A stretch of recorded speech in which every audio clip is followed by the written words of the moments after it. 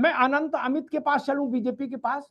उससे पहले जो बात अंत में रवि भाई कह रहे थे, मैंने ये प्रश्न कई बार उठाया, जो बात आज वो रवि भाई कह रहे, मैंने ये प्रश्न कई बार उठाया कि हम वैश्विक मसलों पर भी या युद्ध से जुड़े मसलों पर भी अपनी राजनीतिक तूतू मेमे को क्यों नहीं छोड़ पाते।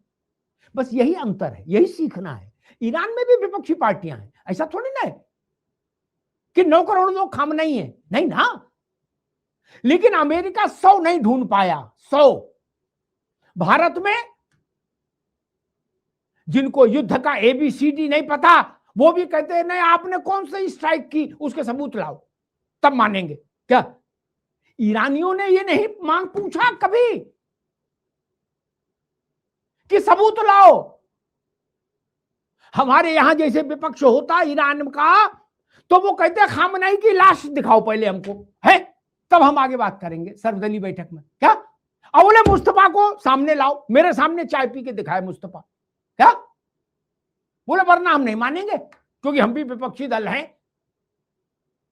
ये भी सीखना चाहिए, जनता को तो सीखना ही चाहिए ईरान से, भारत के विपक्ष को भी सीखना चाहिए। हमारे यहां क्या कहा गया था जब भारत की वायुसेना ने पाकिस्तान में घुस के पहली बार सीमा लांघी थी, तो क्या कहा था? बिना फुल स्केल वॉर के हमने सीमा लांघी थी। वो बड़ी बात होती है, फुल स्केल वॉर में तो सीमा लांघती है।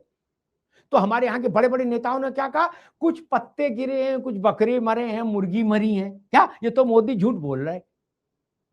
तो मैंने निवेदन किया था सरकार से, साहब अली साहब, कि अब की बार ऐसा कुछ कार्यक्रम करो सत्यनारायण कथा, तो विपक्ष के कुछ नेताओं को सुखोई में बैठा के लिए जाना और वहां छोड़ देना, अब मोबाइल देना, कहना तुम फोटो बनाओ वीडियो, ताकि आराम से देखो, घर परिवार भी भेज पाओ। ईरान में ऐसा किसी ने नहीं कहा। मैं केवल एक ही बात पर मोहित हूं, अमेरिका अथाह संसाधन झोंकने के बाद भी 100 लोग ऐसे नहीं ढूंढ पाया जिनका वीडियो शूट करा दे, खामनेई हाय हाय, खामनेई हाय हाय। ये 100 आदमी ने ढूंढ पाया 9 करोड़ की आबादी में। अनंत अमित जी, हम लोग कह रहे ईरान से सीखें, और हमारे ही देश के राजनेता पाकिस्तान जिंदाबाद छत पे खड़े होकर चिल्ला रहे हैं, कह रहे पाकिस्तान विश्वगुरु हो गया। मतलब पाकिस्तान तो मारे अचरज के मर जाएगा, हार्ट अटैक आ जाएगा। वो कहा गुरु हमको विश्वगुरु बता रहे, बताइए हमारी जेब में भुनी भांग नहीं, हमको विश्वगुरु बता रहे। अमित जी देखिए भैया जी, हिंदुस्तान का अपमान और पाकिस्तान को भाईजान, ये अब देश में चलने वाला नहीं है। ये देश नया भारत बनने की तरफ है, नया भारत बन रहा है 2014 के बाद से। जिस तरीके से यशस्वी प्रधानमंत्री माननीय नरेंद्र मोदी जी के नेतृत्व में जो देश काम कर रहा है और दुनिया में डंका बजा रहा है। आपने पाकिस्तान की चर्चा करी, इसी ऑपरेशन सिंदूर के दौरान यही पाकिस्तान दुनिया में घूमकर ये कहता रहा कि हमने हिंदुस्तान को धूल चटाई, लेकिन पूरी दुनिया को यह पता था कि भारत ने पाकिस्तान के घर में घुसकर मारने का काम किया और पाकिस्तान कटोरा लेकर पूरी दुनिया में घूम रहा है। आज अमेरिका को एक कॉन्डोम की जरूरत है जो कि पाकिस्तान के रूप में मिल गया। इनको तो चिंटू पिंटू और टॉयलेट पेपर मत बोलिए भैया जी।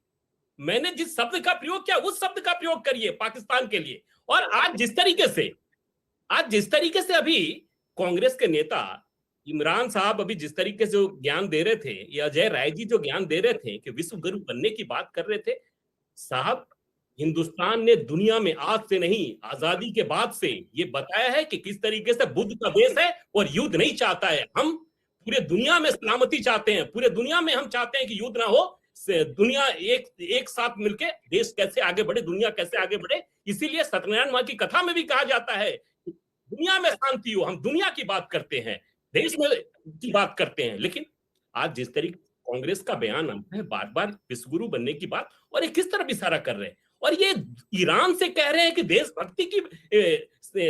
देशभक्ति सीखने की जरूरत है। अरे साहब, पूरी दुनिया हिंदुस्तान के लोगों से देशभक्ति सीखने के लिए हिंदुस्तान आती है, और हिंदुस्तान के लोगों ने बताया है दुनिया को। यही चाइना हिंदुस्तान के 2 साल बाद आजाद होता है, लेकिन वहां के स्कूलों में यह नहीं पढ़ाया गया कि चाइना कैसे आजाद हुआ।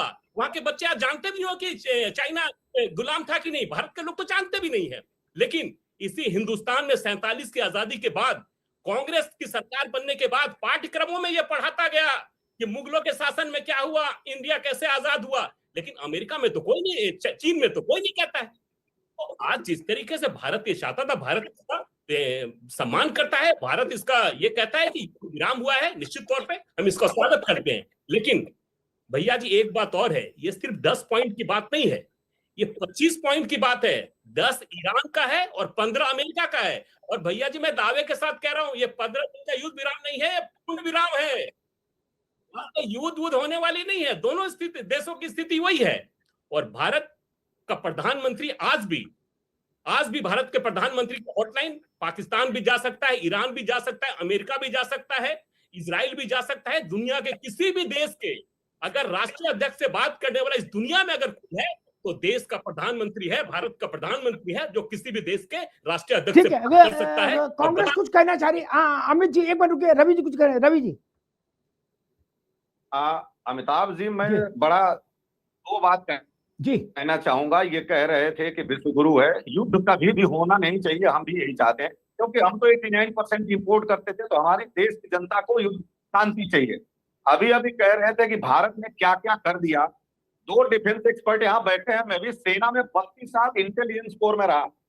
मैं आपको डेटा बता रहा हूँ, 1967 में और 1987 में जनरल पद्मनाभम और जनरल सुंदर जी थे। हमने क्या किया ये डिफेंस एक्सपर्ट बता देंगे। 27 फरवरी 2019 को F-16 हमारे यहाँ कहां तक आए थे ये बता देंगे। एक ऑयल डंप है हमारे यहाँ मेंढर में, उसके 100 मीटर दूर बम गिरा। 120 ब्रिगेड बीजी में, मैं वहां प्रेजेंट था, व्यू पॉइंट में 16 कोर कमांडर थे। वहां क्या हुआ ये दोनों लोग बता देंगे। देखिए जो क्या कहते हैं हमारे यहाँ, आप कहते हैं कि जा करके हमने ऑपरेशन किया, पहले भी होती रही, आज भी होती है। ऐसा नहीं कि आज पहली बार हुआ दूसरी बार। हम ये बात कह रहे हैं आपसे कि बहुत सी चीजें होती हैं जो पब्लिक डोमेन में नहीं लाई जाती हैं। आप कब तक अपनी पीठ थपथपाएंगे? आप कह रहे थे कि आप तो रसिया और यूक्रेन का युद्ध बंद करा रहे थे, तो विश्व गुरु बनने का मौका था, क्यों नहीं बंद करा दिए? ठीक है रवि भाई, क्यों नहीं? चाइना की तरफ से हमारी जहाज निकल रही थी। जी ठीक, आप सिर्फ बातों से विश्व गुरु थे। ठीक है। मसला मैं अब एक्सपर्ट्स के पास, मसला ये नहीं, मसला ये है आप क्या कह रहे हो। मैं शब्दों पे तो जाते नहीं, मैं तो भावना समझने वाला आदमी हूं, मनोविज्ञान। क्या अली शाह क्या बोल रहे हैं वो भी सुन रहा हूं, लेकिन उससे ज्यादा मैं सुन रहा हूं कि उनके अंदर क्या चल रहा है, जो वो नहीं कह रहे वो भी सुनता हूं। आलोक साहब साहब क्या कह रहे हैं वो भी सुन रहा हूं, नहीं कह रहे वो भी। मूल मसला ये, भारत की झूठी किरकिरी भी कोई फैला दे तो हम लोग खुश क्यों हो जाते हैं? हम भारत के लोग नहीं है क्या? कांग्रेस, भाजपा, जनता दल, लोकदल तो बाद में हो यार मेरे लोग। किसी को अपनी मां की तारीफ से चिढ़ हुए तो हम उसको कैसे अच्छा मान लेंगे? बोले नहीं अम्मा, एक भाई ने कहा कि अम्मा क्या खाना बनाती, दुनिया में कोई ऐसा नहीं बनाता होगा। बोले पागल हो, कंपटीशन कराओ अम्मा का, अम्मा की भी पोल खुल जाएगी। कौन कमीना लड़का होगा जो ऐसा बोलेगा? और जो बोले उस लड़के को डूब मर जाना चाहिए। रवि भाई ये भारत माता का प्रश्न है, ये तंज किसको दे रहे हो? विश्व गुरु बने घूम रहे थे, हमने तो कभी अप्लाई नहीं किया। विश्व गुरु का ना कोई इम्तिहान होता यार। लोग कह रहे हैं संसद में है, बड़े नेता है, वो लोग कह रहे भारत की बड़ी थूतू हो गई। अरे भारत कौन से इम्तिहान में बैठा था जो थूतू हो गई? दादा मेरे ये तो बता दो आप बुद्धिमान लोग। हम तो किसी इम्तिहान में ही नहीं बैठे, आप हमारा रिजल्ट जारी किए दे रहे हो यार, अजब तमाशा है। डॉक्टर अजिताभ, मेरी जानकारी में भारत किसी युद्ध में नहीं बैठा, किसी इम्तिहान में नहीं बैठा। जो युद्ध लड़ रहे थे वो जीतेंगे या हारेंगे, हम तो किसी युद्ध में बैठे नहीं। फिर भारत की थू कैसे हो गई जो मैं अभी विपक्ष का स्वर सुन रहा हूं? बिना इम्तिहान में बैठे तो हम फेल नहीं हो सकते ना यार। हमको इम्तिहान में बैठेंगे तभी ना फेल या पास होंगे। ये हमको जबरिया फेल किए दे रहे। आपसे सहमत हूं कि जब भारत की बात होती है, जब देश का स्वाभिमान की बात होती है, देश के अस्तित्व की बात होती है, प्रतिष्ठा की बात होती है, तो एक सुर में वहां हर किसी को अपनी जात पात धर्म हर चीज से ऊपर उठ के भारत की बात होनी चाहिए, इसमें कोई संदेह नहीं है। विपक्ष की जो भी अपनी है वो देश के अंदर जो करना है कीजिए। आप इसमें आपने बिल्कुल एक सही एग्जाम्पल अभी यहाँ हमारे डिस्कशन से निकल के आया कि हमें से ईरान से भी सीखने की जरूरत है इस मामले में। इजराइल में भी अगर देखिए प्रधानमंत्री जो गए थे, विपक्ष ने वैसे वहां बॉयकॉट किया था इन जनरल, बट जब प्राइम मिनिस्टर हमारे स्पीच देने चले तो विपक्ष का नेता वहां आके आया और प्राइम मिनिस्टर के स्पीच को सुना, उन्होंने उसमें भाग लिया। तो ये एक दिखाता है कि when it comes to the, कोई एक डिग्निटरी आया है किसी एक दूसरे देश से, तो उसको कैसे ट्रीट करना चाहिए, क्या उसकी इज्जत देनी चाहिए। और हमारी तो अपनी एक प्रथा है कि भाई अतिथि देवो भव, तो हम तो उस प्रथा के कायल हैं और उस प्रथा को मानने वाले हैं। तो निश्चित रूप से ये जो तू मैं की बात होती है, खास करके विदेशी मामलों में इस तरह के जो भारत को जो इम्पैक्ट करता है, ऐसी चीजों में एक मत होना और एक स्वर से अपनी आवाज को बुलंद करना, ये समय की भी मांग है और ये होना भी चाहिए। अली शाह साहब, हमने ऑपरेशन सिंदूर के समय देखा, उससे पहले हमने जो और ऑपरेशन हुए उनके समय देखा कि अगर मान लीजिए अली शाह बैठे हैं डिबेट में हैं और उन्होंने कहा कि ऑपरेशन सिंदूर में भारत ने वो कर दिखाया, पूरा विश्व चौंक गया और हमारी सेना ने अद्भुत वीरता का परिचय दिया, तो पता लगेगा जो इधर विपक्ष का नेता बैठा होगा वो तुरंत अली शाह की गर्दन पकड़ लेगा। बोले कैसे कह सकते हो ये है? गुड्डू घर के पास जो बम गिरा था उसका नहीं बताओगे? है ये क्यों करते हैं हम? ईरान में कितना भी नुकसान हुआ, ईरान एक ही स्वर में बोला हमने अमेरिका की नाक में नकेल डाल दी। क्या मैं सोचता हूं अगर हम ऐसे युद्ध में होते ईरान जैसे, एक ही दिन में टॉप लीडरशिप पूरी एलिमिनेट हो गई होती, तो हमारे यहां तो विपक्ष वाले भांगड़ा कर देते सड़क पर। क्या नहीं?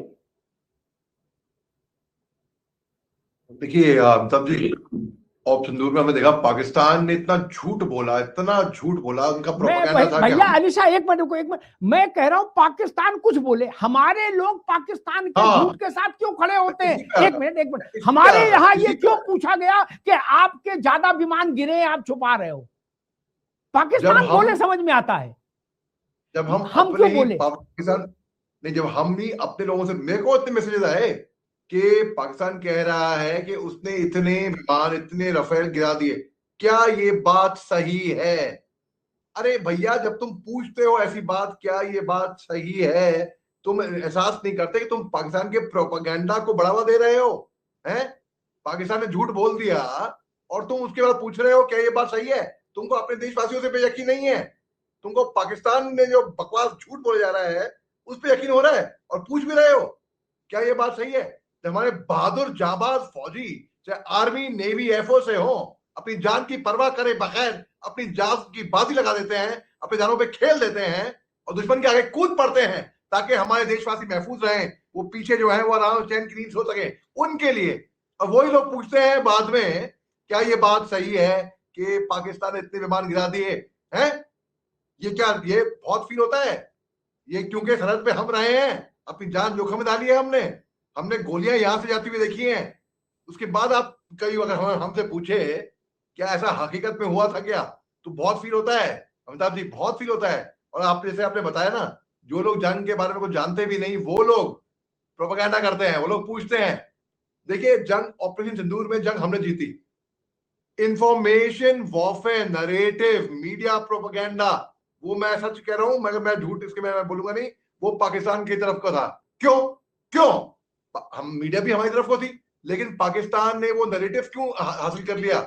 इसलिए क्योंकि वहां पर लोग ऐसा प्रोपेगेंडा को बढ़ावा नहीं दे रहे थे। झूठ दो तरफ से आता है जंग में, हर जगह से आता है, मैं मानता हूं, मगर जो झूठ पाकिस्तान की तरफ से आया ना, और हमारे देशवासियों ने फिर पूछा पाकिस्तान ये बोल रहा है क्या ये बात सच है? अरे पूछ क्यों रहे हो?